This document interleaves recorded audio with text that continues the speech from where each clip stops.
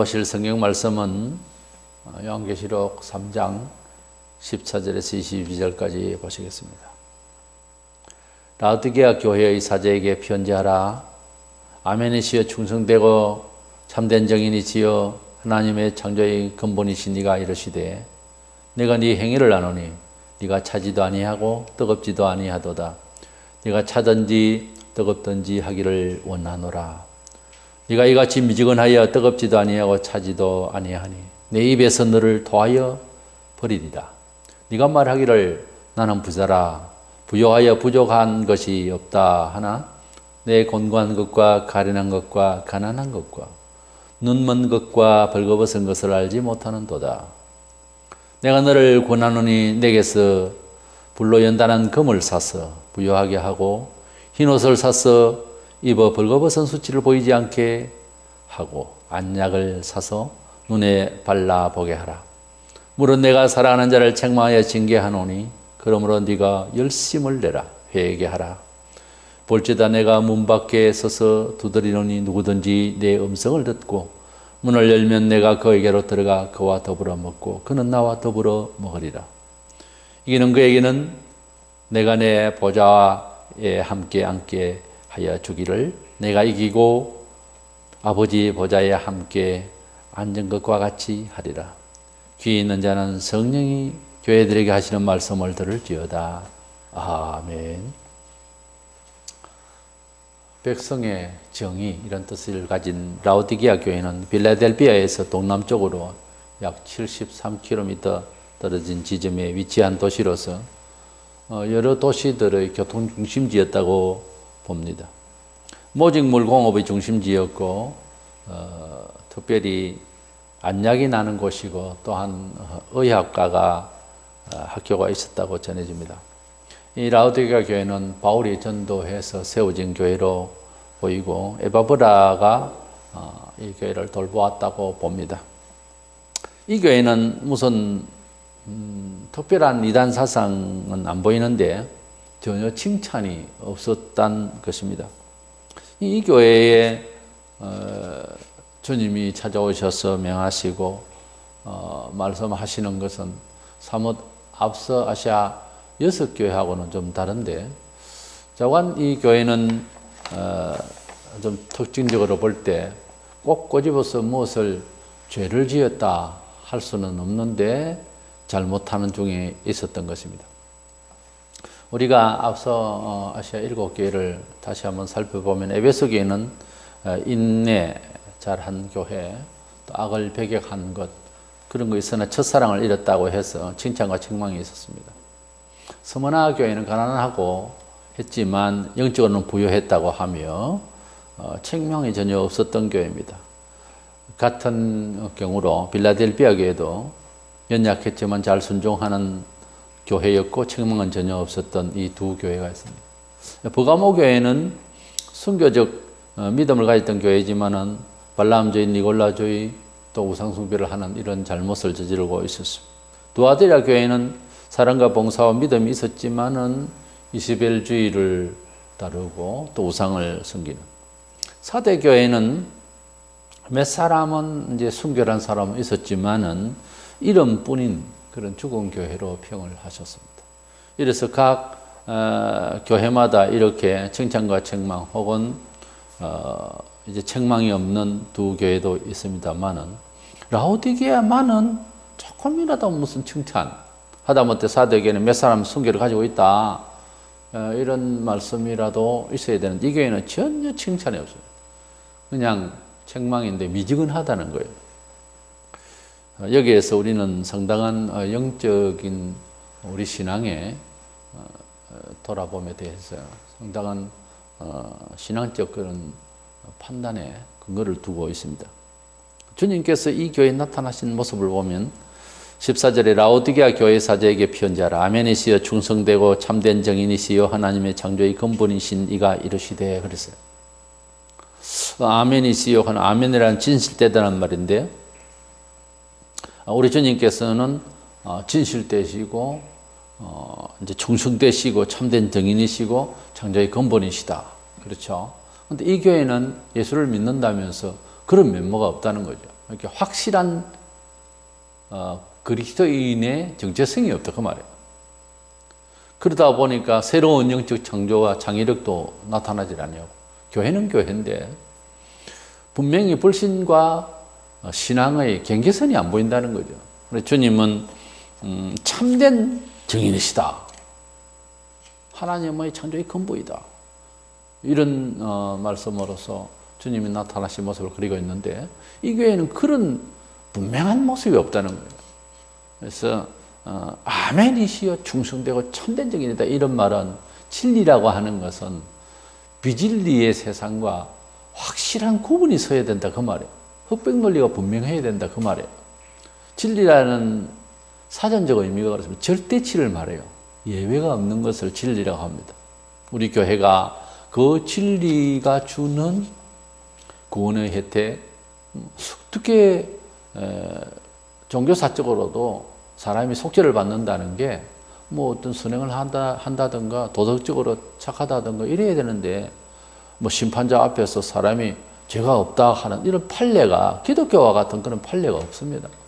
근데 우리는 속죄를 받는 법이 하나님 심판자이신 하나님의 아들로 통하여서 다 대속 제물로서 희생을 당하셨기 때문에 이제 믿고 나의 구주로 삼으면은 죄 없는 것처럼 인정을 해주겠다는 거예요.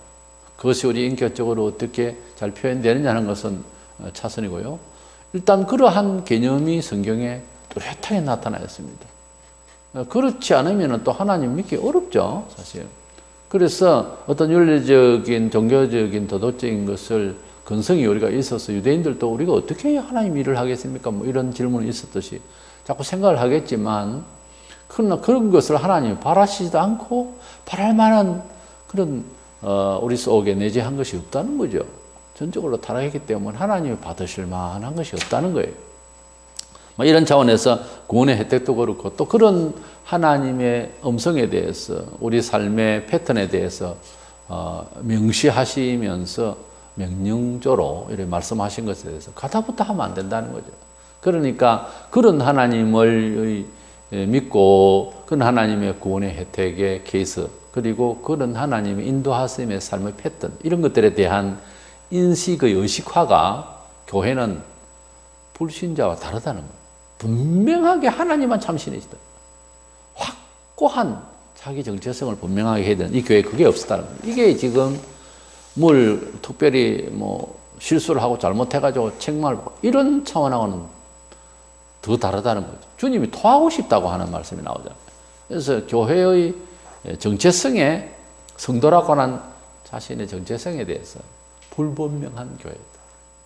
이것이 라오디게아의 큰 약점이었습니다. 첫 번째 이제 살펴보면 한마디로 사회적 어떤 문화 사상적인 입장에서 봐도 우리 교회는 자기 컬러가 분명하게 나타나야 합니다. 그것은 종교적 어떤 가치 부분에서라기보다 사람이 살아가는 데 있어서 문화 양식에 있어서 감동의 차이가 분명하라는 거예요. 형식적으로 교회니까 예배당을 어떤 모양으로 짓고 또 교인들은 뭐 어떻게 언행을 표현해야 되고 하는 이런 교조적이고 이런 종교적이고 이런 문화적이고 이런 것이 아니라 내면에 하나님의 사람답게 살려고 하는 정신이 있어야 이렇게 감동적인 입장에서 정서적인 입장에서 분명하게 표가 나야 된다는 거죠. 하나님께서는 또 교회의 주인 되신 주님께서는 사람을 중심을 보려고 그러고 교회의 중심을 보려고 그랬지 외형으로 나타나는 현실적인 거 안 가려 하니까 그렇고 가서 보니 제대로 안 믿어지고 뭐 이런 미지근한 교회는 싫다는 거예요. 그런 걸 보면 하나님은 분명하기를 원하십니다. 이 교회의 위치가 보면은 그곳에서 한 6.5km 정도 떨어진 히에라볼리라고 하는 곳에서 온천물이 흘러 들어왔는데 흘러 와서 라오디게아 이 지역에 좀 오면은 이 물이 뜨겁지도 아니하고 찹지도 아니하고 미지근했다고 합니다. 이 성경의 말씀과 어떤 문화적인 어떤 동기는 하나님께서 예비 가운데서 온 세상의 교회가 이해할 수 있는 그런 소재들이 이렇게 함께 다 마련되어 있어서 설명하기가 참 좋습니다. 이 라오디게아 교회가 그 미지근해진 물처럼 그렇게 차지도 않고 뜨겁지도 않고 그런 모양이라는 거죠. 본문 15절 6절에 내가 네 행위를 아노니 네가 차지도 아니하고 뜨겁지도 아니하도다.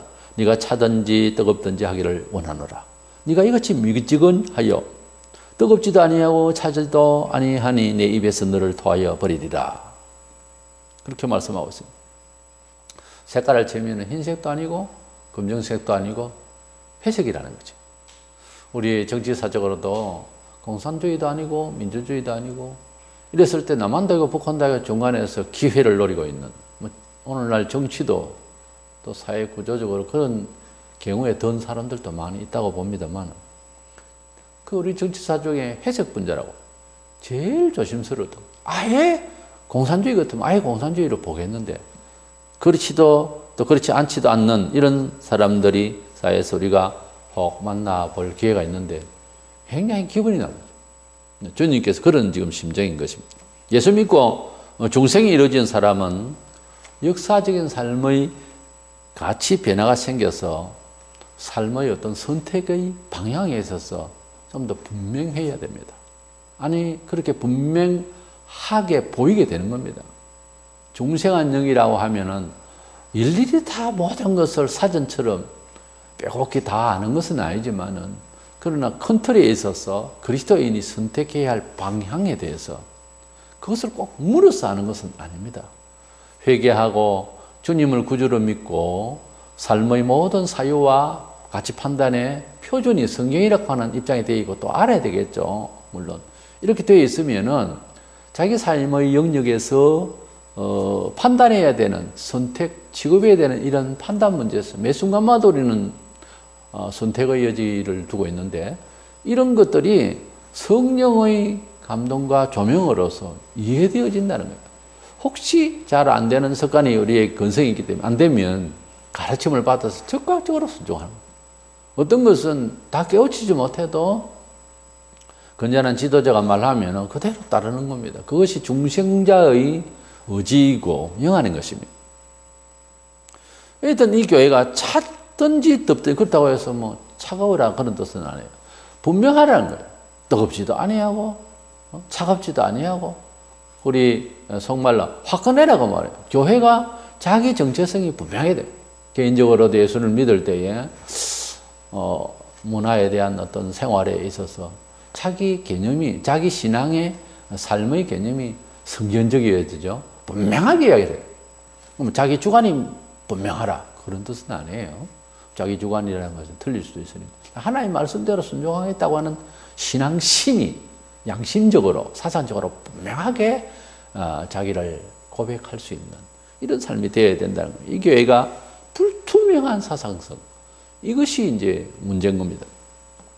그리고 두 번째로는 이 교회의 문제점은 현재 지금 라오디게아 교회 전반적으로 무엇이 잘못이냐 하면은 자신들이 지금 잘못되어 있다고 하는 문제의식이 없어진 거예요.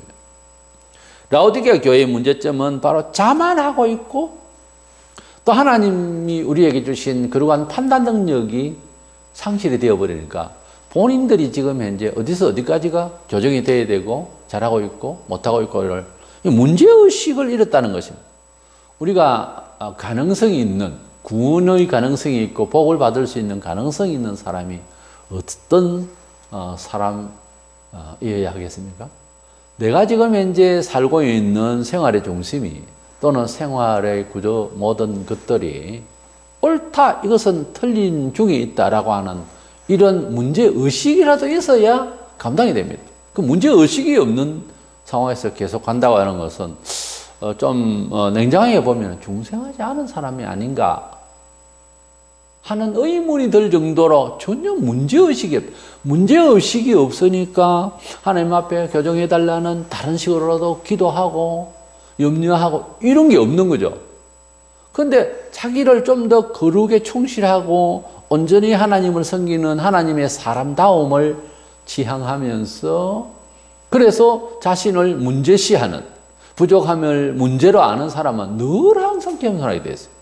바울처럼 날마다 중도라 하듯이 늘 항상 그냥 3년이 지나도 10년이 지나도 이제는 됐다 이런 식이 안 된다는 거죠. 늘 자기를 문제와 문제시하기 때문에 채우기 위해서 해결받기 위해서 그리고 변하기 위해서 자기와의 싸움에서 괴로워하는 모습으로 예배하고 기도하고 생활의 선택을 고려하고 그럽니다.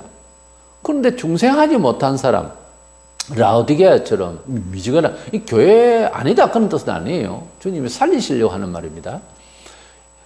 이런 미지근한 상태에서 계속 가버리면 자기를 문제시하지 않으면은 이거 지기가 힘들거든요.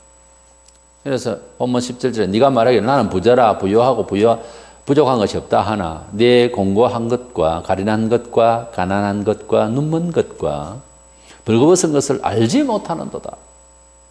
이제 제정신이 아니다 그런 말이죠. 사람이 객관적으로 이웃에서 볼 때에 뭐가 잘못됐고 또 뭐가 잘 되어 있는데 성공하게 대해서 또 성공과 실패에 대해서 공과 과에 대해서 이것의 판단이 흐려지면은 어떤 대책이 마련될 이유가 없어요. 이렇게 사람이 비록 부족하더라도 자기의 문제점이 성경적으로 비춰볼 때 어떤 사람인가? 나는 하나님 앞에 정말 죄인이다. 또는 예수를 얼마만큼 믿었는데 참 교정이 안 된 부분이 이런 부분이 있다. 나의 연약함이 어떤 것이다. 이 사도들이나 구약시대의 종들도 보면은 자기를 굉장히 그 돌아봄에 대해서 철저했습니다. 냉정했습니다. 그래야 자기가 하나님의 위로와 은혜와 교정을 받을 수 있으니까요. 그런데 신앙에 은혜가 없다든지 발전이 없다는 사람들을 가만히 보면은 라오디게아처럼 나는 부족함이 없다. 여기서 이제 문제가 생기는 거예요. 하나님 보실 때 문제가 많다 그러는데 본인은 뭐 별로 문제가 없어요. 이러고 있으니 은혜의 경험이 계속적으로 안 되는 거예요. 본인의 정서로는 하나님의 그 은혜의 영이라는 것을 감각을 할 수가 없는 거예요. 하나님께서 찾아오시도록 마음을 비워야 돼요. 그것은 나의 부족함을 아는 거예요. 내 부족함을 알 때에 비로소 대책할 수 있는 어떤 방안을 세우고 이제 기원을 하고 간절해지고 채우기 위해서 찾아다니고 애쓰고 하겠죠. 근데 그것이 안 돼 있으면은 그렇게 연구를 하고 노력할 이유가 없어지잖아요. 야관 이 라오디게아 교회에서 큰 문제점이 주님이 보실 때는 우리 사람이 볼 때는 옆에 교회에서 볼 때 뭐 잘못됐는지 아니면 모릅니다. 주님이 보실 때는 잘못됐다 이거예요. 지금 현재 그랬는데 이 교회는 그렇게 못 느꼈다고 하는 원인이 뭘까? 물질적으로 풍요해서 그래요. 사람이 문화적으로 조금 안정을 기하면은 그렇지 않아도 모릅니다만 가난한 죄인도 죄를 모르고 부자로서 태만해서 죄인도 죄를 모르고요. 그건 같습니다만은 그러나 대부분의 우리의 문화의식 속에서의 도덕성이랄까 이런 걸 보면은 물질적으로 풍요해지는 그때부터 타락하기 쉽다는 것은 역사적으로 증명이 되고 있어요. 로마의 타락 또는 오늘날 물질주의 시대의 이 만연한 타락상 이 모든 것들은 나는 부족함이 없다. 문화가 이제 잘 되어졌을 때 그때부터 위험이 따른다고 하는 그때부터 타락이 된다는 이스라엘의 흥망성쇠가 다 그랬습니다.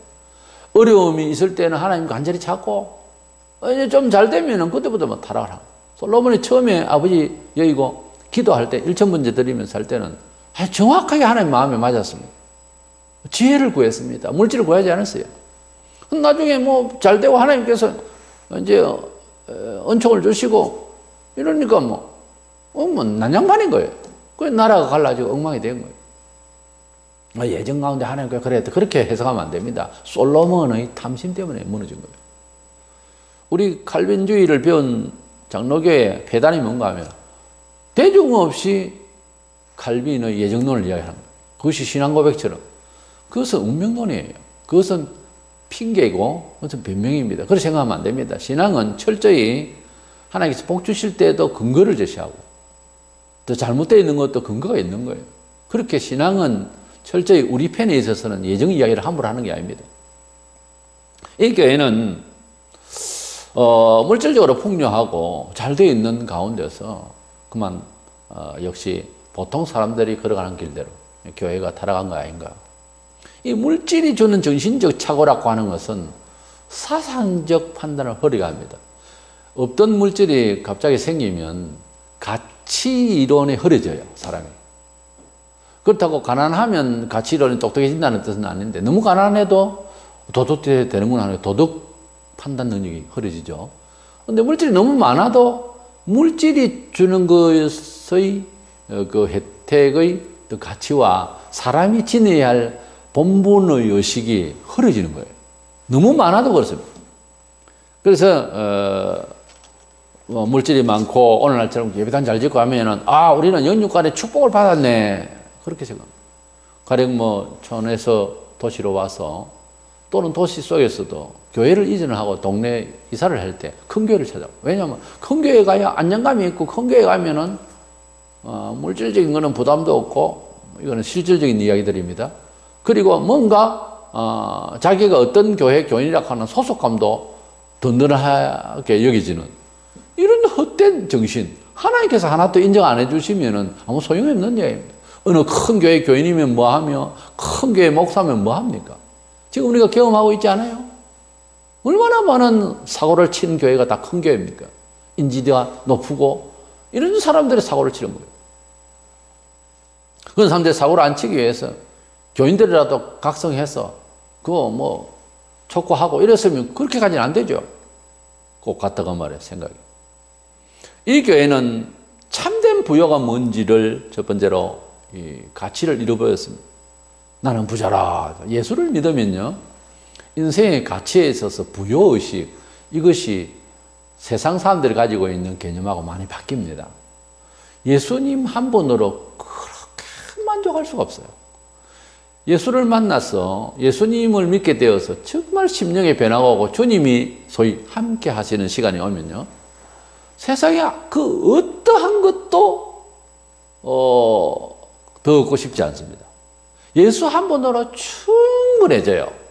이런 심정이 우리 심정을 평소에 지켜준다면 물질을 좀 적어도 늘 항상 이겨낼 수 있고요, 좀 많아도 교만해지지 않습니다. 예수로 한 분으로 충만해지면요, 부여의식이 생깁니다. 철학적인 표현은 에릭 프롬 같은 경우에는 소유냐 존재냐 이것을 따질 때 그의 천명이죠. 소유한 만큼 부자의 마음은 꼭 된다고 볼 수 없다는 거예요. 그렇죠.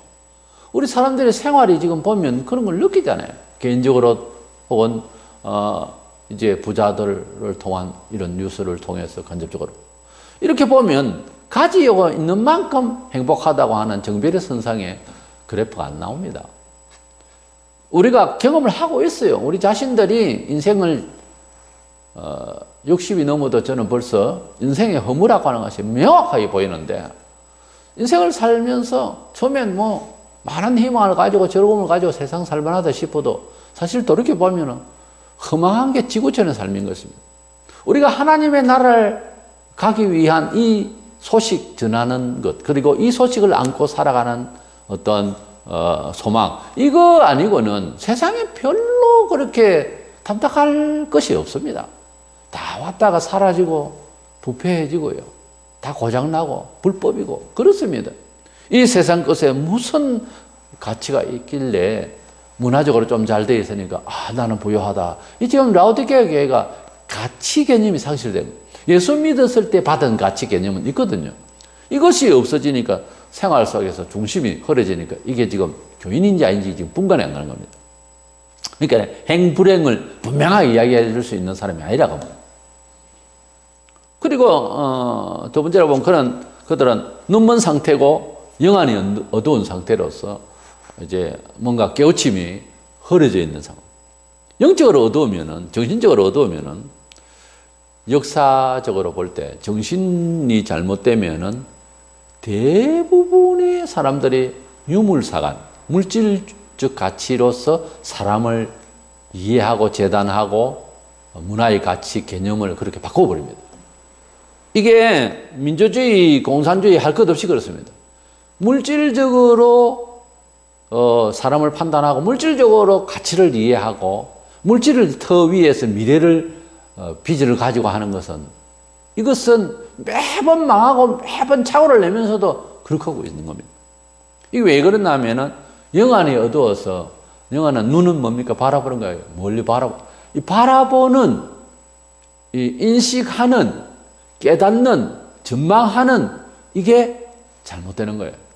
이게 잘못되면 물질로서 근시안적이고 매우 물리적이고 과학적인 입장에서 존귀한 이 인생의 인성을 이제 무시하고 그 물질적인 것으로 표준으로 사람을 문화를 사회적 가치를 이렇게 판단을 하려고 하는 버릇이 있습니다.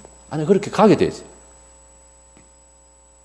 본문 18절에 내가 너를 구원하는 네게서 불로 연다는 금을 사서 부요하게 하고 흰옷을 사서 입어 벌거벗은 수치를 보이지 않게 하고 안약을 사서 눈에 발라보게 하라. 그렇게 말씀하고 있습니다. 내게서 불로 연다는 금을 사서 부요하게 하고 믿음을 사는 것은 지불을 해야죠. 뭔가 그러니까 믿음을 가지는 거 그냥 가져지는 거 아닙니다. 간절해야 되고 애를 써야 되고 어떤 하나님 뜻 가운데서 시험이 왔을 때 잘 참아내야 되고요. 최대한 참아내야 됩니다. 그렇게 해서 또 회개하고 또 일어서고 해서 이렇게 연단한 검처럼 그렇게 믿음을 가져야 되고 흰 옷을 사서 입어 이것도 또 산다고 그랬어요. 믿음의 옷, 용서의 옷, 의의 옷, 믿음의 옷을 사서 입고 벌거벗은 수치를 보이게 이렇게 하라. 흰 옷을 입고 벌거벗은 수치라는 것은 죄를 덮는 하나님의 은혜를 받아라는 거예요. 우리가 죄를 회개한다 하지만은 몇 마디 혀로서 그냥 잘못했습니다 이런다고 되는 것은 사실 아닙니다. 한참 쑥고 어떤 건 하루가 지나가도 용서받은 거 안 그렇고 진지하게 회개하면 그렇다는 거죠. 사흘이 가도 어떤 거는 회개한 것 같은데 회개한 것 안 그렇고 그렇습니다. 그게 회개한 것 같지 않다가 아니라 회개한 상태가 아닙니다. 많은 사람들이 순간적으로 감정적으로 회개한다고 하고 감 지르고 손들고 흔들고 난리인데 그건 아니에요. 죄를 회개한다고 하는 것은 철저히 인격적으로 파고드는 진심이 요동쳐야 됩니다. 그리고 거의 눈물로 회개하는 물이 죄가 나온다는 뜻은 아니고요. 눈물로서 정말 자기를 돌아보는 시간이 옵니다. 그건 감성적인 것이 아니고요. 그리고 그 죄에서 완전 손을 뗍니다. 그리고 주님의 말씀에 더 충실하려고 간절히 성경을 보고 성경대로 살려고 하는 심정이 완전히 정착을 하죠. 이것이 죄를 회개한 거예요. 그러니까 마치 돈 주고 사듯이 그렇게 쉬운 게 아니에요. 그런 믿음의 옷을 딱 입으면 굉장히 안정감이 옵니다.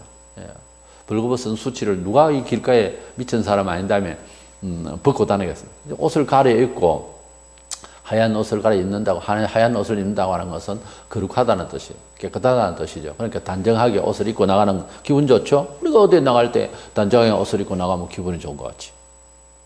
그리고 안약을 사서 눈에 발라하라. 이것도 사라고 해라. 이게 안약이라고 하는 것은 눈에 넣는 약이죠. 그곳에는 안약이 나오는 곳이었다고 합니다. 그리고 안과 의과대가 말하자면 있을 거예요. 그래서 이 안약을 사서 눈을 발라서 보게 하라는 말은 너희 지금 마음의 눈이 어두워서 갈피를 못 잡는다. 그러니까 그 안약은 성령님을 감화를 받아서 눈이 열리도록 하라. 우리가 성령의 충만함을 받으면 눈가에 열이 나는 것 같이 눈에 후레쉬를 다른 것 같이 환하게 이해하는 그런 은혜를 받을 수 있습니다. 그것은 순간적 감성이 아니에요. 영안이 열리면은 눈앞에 마치 아주 잘 밝혀지는 후레쉬나 아주 그 쌍안경을 낀 것처럼 환하게 보이는 무엇이 선이고 무엇이 거룩이고 잘못된 것이 무엇이다는 것이 이게 보입니다. 이런 영안이 열려서 영적인 눈이 열려서 주님의 백성답게 살도록 권유하고 있습니다. 라우디가 교회는 그 당시에 지역적으로 특색 있게 안약이 또 나오고 그런 의학교가 있었다고 합니다. 그래서 빗대어서 말씀을 하신 거예요. 그 안약을 사서 눈에 발라보게 하라. 어쨌든 어느 시대나 이제 라오디게아 교회처럼 이렇게 물질적으로 풍요하고 나 뭐 괜찮다, 내가 뭐 크게 잘못됐느냐, 다른 사람 다른 교회하고 비교해 볼 때 우리 교회는 이 정도 같으면 괜찮다, 뭐 전부 이런 식으로 지금 살고 있거든요. 근데 절대적 평가와 상대적 평가라는 게, 이 상대적 평가로는 그 시대가 주는 시대적 가치 이론에 의해서 살아남을 수 있지만, 절대적 평가로 하나님이 보실 때 어떻게 할 것이냐. 심판날에 이제 온 지구촌에 만민 이 교회들 모아놓고 뭐 어느 교회보다는 어느 교회 낫다, 그렇게 평가하는 건 아니지 않습니까? 주님 앞에 맞아야 되는 거예요. 주님 앞에 라오디게아 교회는 틀려먹었다는 거죠. 이게 지금 잘못되어 있는 거예요. 근데 이런 타락, 이런 영안의 어두운, 이런 판단력이 흐려진 이런 교회의 형편은 시대적으로 언제나 있었습니다. 지금은 너무 많은 그런 모습을 봅니다. 교회가 지금 정신을 잃어가지고서 교회의 본질적인 태도, 무엇이 반성되어야 되고 무엇은 정말 격하게 잘못한 것을 알고 회개해야 되고, 이게 지금 안 되는 거예요. 정서상 안 되는 거는 판단 능력이 그렇게 안 되는 거예요. 아예 대놓고 괜찮다라고 이야기를 하는 중에 있거든요, 지금 이 말세 교회들이. 그렇다고 뭐 라오디게아가 말세 교회의 대표상은 아닙니다. 에베소 교회 같은 교회도 있고요, 지금도 다 있습니다. 스마나 교회 같은 교회도 있고요. 일단 이런 낭패를, 영적인 부패를, 어두움을 우리가 봅니다. 이제 주님은 희망을 주십니다. 세 번째로 주님이 그들에게 말씀하실 때에 너와 내가 친교를 이루자는 뜻에서 말씀하셨습니다. 우리의 영적 즐거움, 또 인생을 행복하게 산다는 것은 어디에서 정착해서 어디에서 시작되는 것입니까? 바로 예수와 친교가 있을 때, 그때부터 시작해서 참된 인생의 부요와 행복을 가질 수가 있습니다. 고기가 물속에 있어야 되는데 육지에 와 있으면은 어느 고기든지 얼마 못 가서 죽습니다. 그것은 물고기의 능력이 부족해서 아니고 자기 자리가 아닌 거예요. 자기의 체질의 자리가 아닌 거예요. 우리가 하나님의 백성으로서 삶을 살아가는 것이 영생구원뿐만 아니라 하나님의 은총을 받는 길이라고 하는 입장을 고백한다면, 그래서 내가 예수를 믿는다고 한다면 교회 중심적 삶, 교회 문화적 삶을 따라가야 됩니다. 교회는 구원받기 위해서 주일날 가고 한 번 딱 가고 그 다음은 세상 사람들과 어울려서 행복하겠다, 안 됩니다. 우리가 예수를 믿을 때는 천국만 가기 위한 무슨 방안으로서 믿는다기보다 삶 자체가 지금부터 영원까지 하나님의 자녀로 이제 부름을 받아서 알고 보니 하나님 우리를 지으셨고 하나님이 우리 삶의 법칙을 갖고 계셔서 성경이라는 책을 통해서 인생 교과서를 주셨구나, 이걸 아는 사람이에요. 그렇기 때문에 우리가 삶을 성공적으로 살아간다고 하는 것은 그 성공의 해석이 성경에 있다는 거예요. 그 성경대로 살아가는 사람의 무리 속에서, 그러니까 교회 중심, 또 교회가 하는 사업, 이런 것들을 통하여 우리가 행복을 느끼는 것이 바른 행복이고 안전된 거지, 교회만 주일날 가고 그 다음에 삶의 방식 그리고 어떤 이런 형식들을 세상적으로 해버리면은 그것은 행복을 찾아가기 힘듭니다. 우리가 행복을 찾고 우리가 하나님의 은총을 받는 실질적인 케이스는 교회 중심적 삶을 삽니다. 그것이 우리가 이제 현실적으로 바로 예수와 친교하는 거죠. 우리 영적으로 주님과 함께 살아가는 친교가 필요하겠죠. 그러나 우리의 육신을 이제 지도하고 또 자제하고 선도하고 자기 자신을 이끌려고 하는 데는 제도적 장치 안에서라도 좀 더 구속이 되는 게 좋습니다. 그러니까 교회가 원하는 대로 따라가는 거예요. 이것이 완전하게 내 인생관에 있어서 철학적으로 뭐 이걸 갖다가 자기가 변정을 할 수가 없어도, 그러나 교회라고 하는 것은 내 영혼이 구원받은 무리의 단체로서 한 공동체로서 같이 돌아가야 된다. 그 속에서 나의 행복을 나는 깨달았다 라고 한다면 교회가 중심적으로 가지고 있는 그런 목사가 또 가르쳐야 되겠죠. 이런 저런 것들을. 그런 것들을 쫓아서 살아가는 것이 내가 행복이다 생각을 해야지. 그것이 예수와 친교하는 거예요. 보이지 않는 예수를 보이는 교회 속에서 친교를, 그러니까 친교가 뭡니까? 예배도 하고, 예? 성도들 모임에도 가고, 놀러 가는 것도 교인들과 함께 가고, 운동을 하는 것도 교인들과 함께 하고요. 예, 물질적인 교환도 교인들과 함께 하고요. 이것이 예수와 친교라는 거 아니겠어요? 보면 19절, 21절에 열심을 내라 회개하라. 볼지어다 내가 문 밖에 서서 두드리라면 누구든지 내 음성을 듣고 문을 열면 내가 그에게로 들어가 그와 더불어 먹고 그는 나와 더불어 먹으리라. 이기는 그에게는 내가 내 보좌에 함께하여 주기를 내가 이기고 아버지 보좌에 함께 앉은 것 같이 하리라. 그랬어요. 주님께서 내가 밖에서 문을 두드린다. 문을 열어주면 내가 들어가서 그는 나와 더불어 먹고 나와 친교하게 된다. 이런 말씀을 하셨어요. 이것은 그리스도인들이 하나님과 주님과 친교가 대단히 중요하다는 거예요. 영적으로 교제를 한다는 것은 성경 읽는 생활, 예배를 철저히 잘하고 교회 모임에 잘 참석하고 이렇게 하는 것들이 우리가 생활적으로 볼 때에 주님과 친교하는 거죠. 개인적으로 어떻게 주님과 더 깊이 친교하는 건 잘 모르겠지만 이렇게 해야 되는, 이것부터 안 되는데 뭘 주님하고 친교해요? 그렇지 않습니까? 예배도 다 빼먹고 뭔 예수님과 친교를 해요? 바로 라오디게아 교인입니다. 그렇게 나가면 안 된다는 거예요. 우리의 진정한 영혼의 즐거움은 성자 하나님, 주 예수님과 영적 교제를 나누는 데에 근본적인 동기가 있는 거예요. 그러니까 내가 행복하고 내가 하나님 백성 다음에 에어리에서 내가 살 수 있고 그렇게 되려면은 주님과 친교를 하고 있는 거 그것만 자기에게 질문을 해보면 알아요. 내가 교회를 잘 다니고 있나? 성도들과 잘 어울리고 있나? 그것이 내가 그리스도 안에서의 친교거든요. 요한복음 6장 55절에 보면 내 살은 참된 양식이요 내 피는 참된 음료로다 그랬습니다. 주님은 우리에게 참된 양식이고 참된 음료라고 그랬어요. 주님과 함께 하는 것은 먹고 마시는, 뭘 실제 안 먹어도 배부른 그런 주님이시라는 거예요. 주님은 생명이고 주님은 떡이시고 주님은 음료라는 거예요.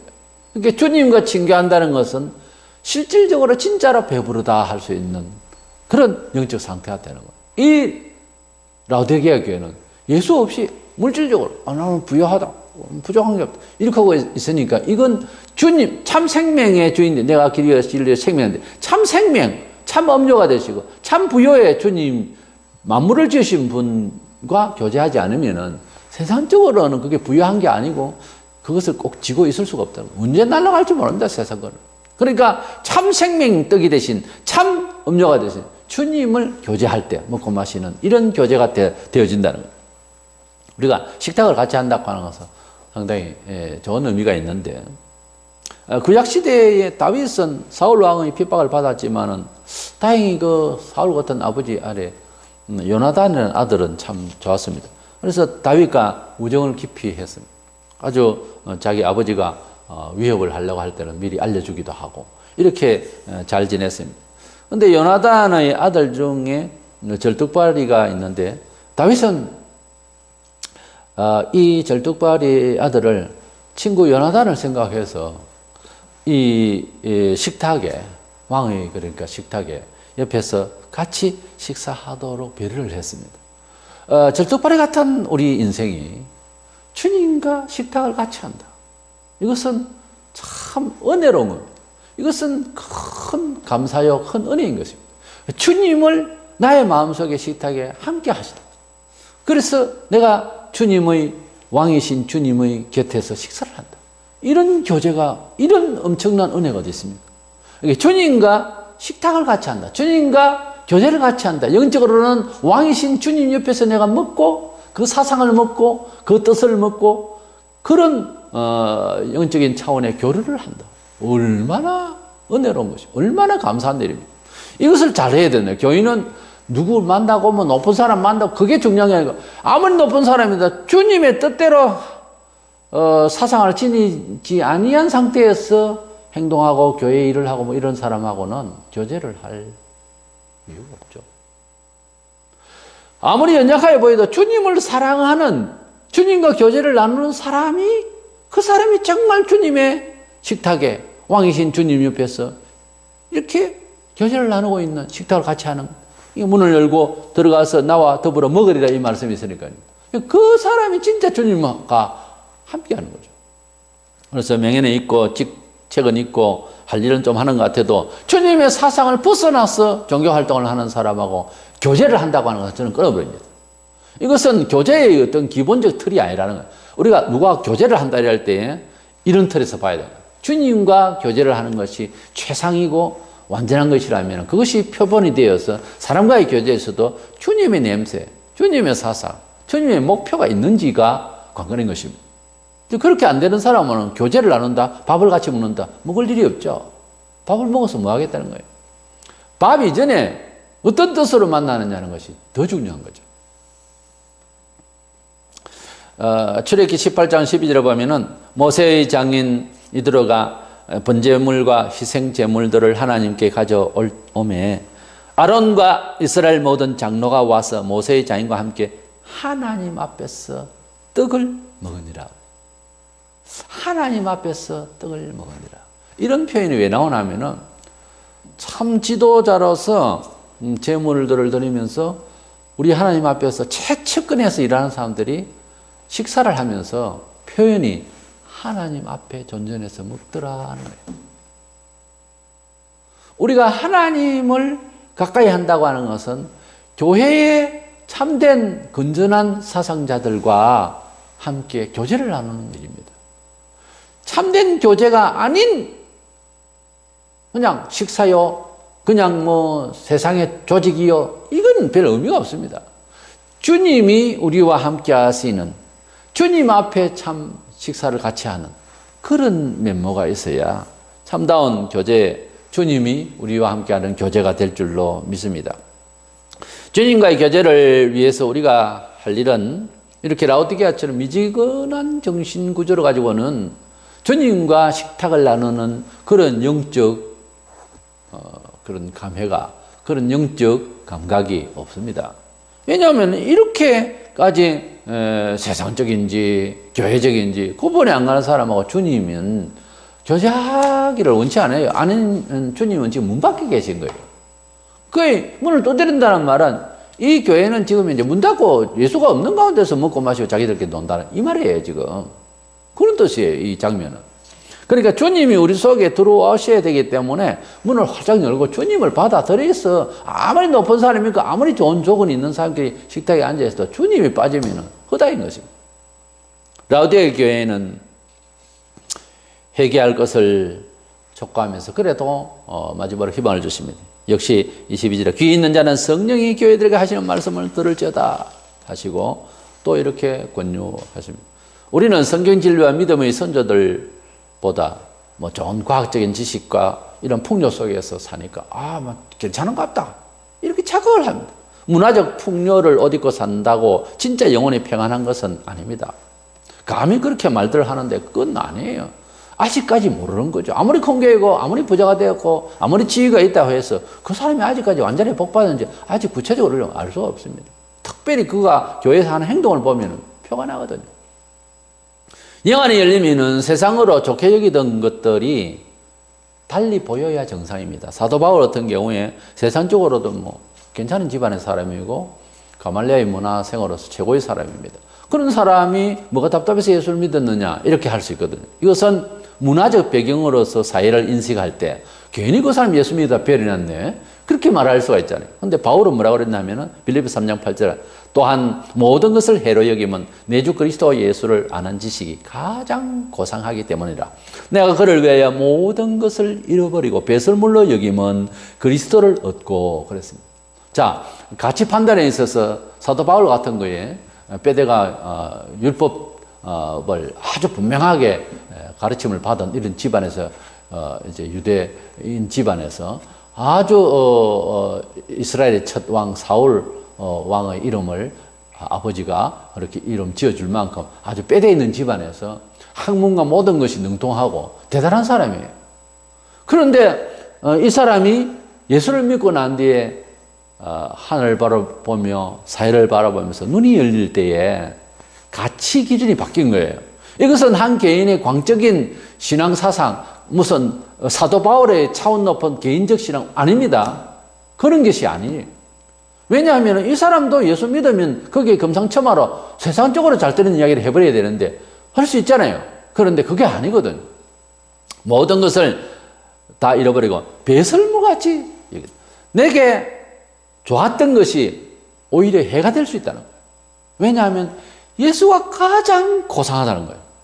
이 견지까지 가야 되거든요. 이것이 사도 바울이 예수를 만나고 난 뒤에 고백이거든요. 우리가 다 같이 예수를 만났다면 바울처럼 자기가 뭐 사람 다 격이 좀 다르겠습니다만 문화적 양식도 다르고 그러나 그렇게 같이 있어 보이고 의시되고 자랑하고 뭐 나 부족함이 없네, 난 상대적 평가죠. 세상에서 나도 뭐 괜찮은 사람 이렇게 하던 것들이 부끄럽고 연약하고 기도하지만 않으면 먼지탱하겠고 하는 그런 마음으로 이 세상의 가치에 내가 발목 잡혔던 것이 빠져나옴으로써 알고 보니까 이것이 두렵고 이런 식으로 산다는 것은 나를 망하게 한다는 것으로 알고 해로 여긴다는 거예요.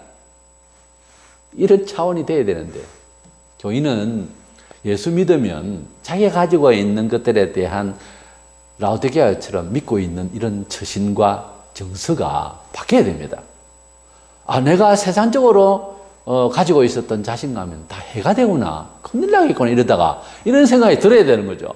그래서 사도 바울은 늘 항상 날마다 조심했습니다. 그 사람은 평민이 아니에요. 대단한 인물이거든, 유대 사회에서. 그러다 보니까 더 자기를 격상해서 살던 자존감이라 할까요? 그것 때문에 그리스도가 주시는 또 새 힘, 그리스도가 주시는 놀라운 능력, 이걸 받기에 문제가 되니까 날마다 나는 죽노라. 날마다 죽을 만큼 잘난 것도 없는 사람이야. 우리 같은 사람이야. 그만큼 그렇게 격한 어조로 할 건 없겠지만 그래도 나름 우리들이 다 예수 믿을 때에 세상 모든 것 간것도 우리 주만 보이더라도 그 찬송할 때 얼마나 은혜롭습니까? 우리가 세상을 가진 것, 명예 부족할지라도 그래도 예수 만나고 나면 너무 크니까 예수님의 은혜가, 내용이. 그러니까 세상적으로 가졌던 것이 너무 부실하고 너무 교만하고 너무 죄스럽고 하는 것이 상대적으로 딱하니 구분되어지는 거죠. 예수교인은요, 구분은 돼야 됩니다. 구분이 돼야 됩니다. 구별이 돼야 되지. 구별이 안 되고 그래서 구분스러운 삶이 정해지지 않으면 이건 처음부터 안 되는 거예요. 그래서 이런 영감이 어두워진 이 라오디게아 교회의 제일 큰 단점이 뭐냐? 예배당이 어떻고 삶이 어떻고 그게 문제가 아니고 미지근하다는 거예요.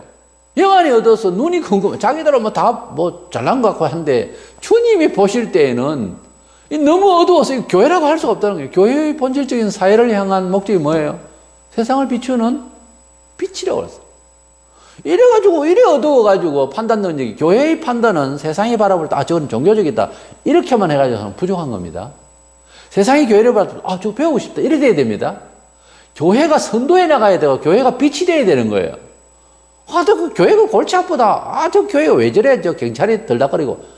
이렇게 되어 있는 상태거든. 이게 지금 보통 문제가 아니에요.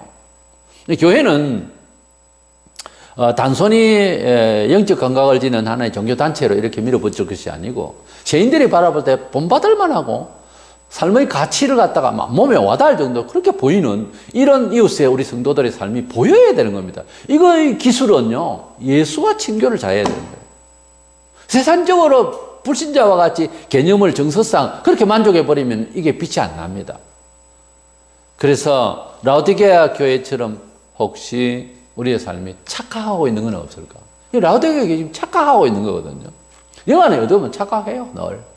뭐 헛된 생각이고 잘못 알고 있는 거죠. 그래서 예수를 믿는다고 하는 것은 인생을 바로 하는 거고요. 예수를 안 믿는 것은 지금 계속해서 평생 잘못 알고 있다는 거죠. 거기에 뭐 특별한 철학이 있고 종교적인 뭐 가치가 없어요.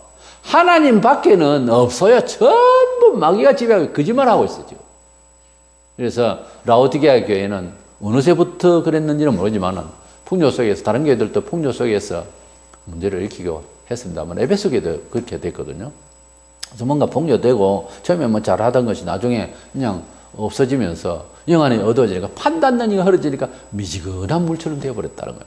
이런 라오디게아 교회를 돌아보면서 우리 자신도 이제 되돌아보면서 우리는 혹시 우리 스스로의 자만 속에서 착각하고 있는 자각은 아닌가, 오해하고 있는 건 아닌가 생각하면서 진정 주님이 우리 속에 들어오셔서 주님 나와 함께 하시고 문을 열고 들어오셔서 주님이 나와 먹고 마시는 이런 교제가, 이런 삶이 현저히 교회 생활에서도 일어나는 저와 여러분 되셔서 주님이 라오디게에게 안타까워하던 이 미지근함이 우리에게도 있는가 반성하고 걷어져서 분명한 확실한 그런 모습으로 살아가면서 은총을 받는 우리가 되기를 원합니다.